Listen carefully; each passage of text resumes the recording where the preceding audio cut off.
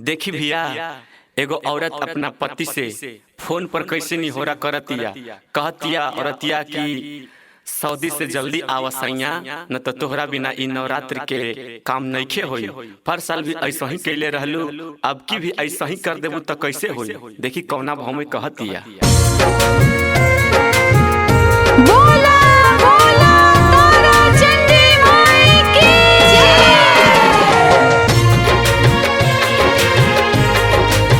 Buddha recording studio गया। Music by Shyam Dubey.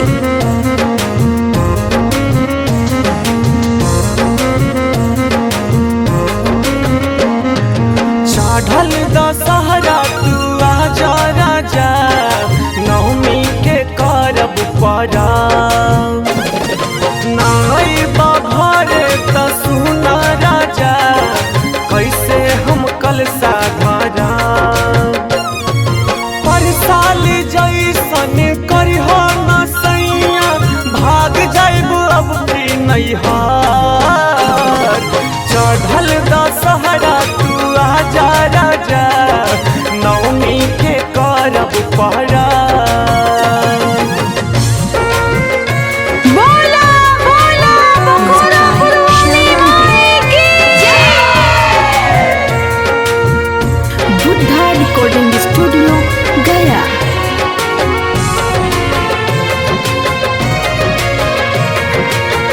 लावे के बा लाले चुनरी, सेंदूर टिकुलिया मलावा हो। पान कसैली छाक लवनिया, दूध के करहवा हो।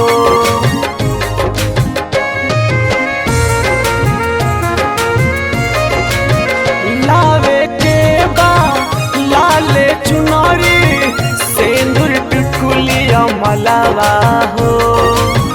पान कसैली छाक लवनिया, दूध के करहवा हो। सखी सहेली भी जुटल बाटे, माई के करेला परब।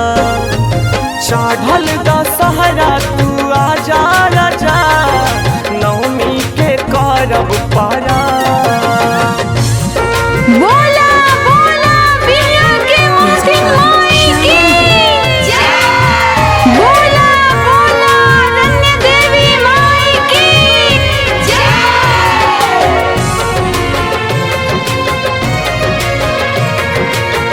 नया नोहर बानी कनिया, नइखे देखल दुकान हो।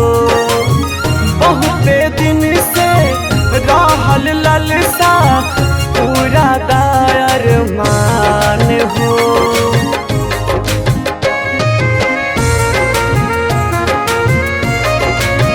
नया नोहर बानी कनिया, नइखे देखल दुकान हो।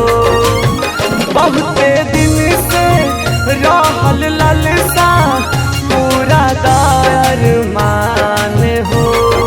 संतोष बिहारी भी आवताटे, जे गावेला पचरा गजा।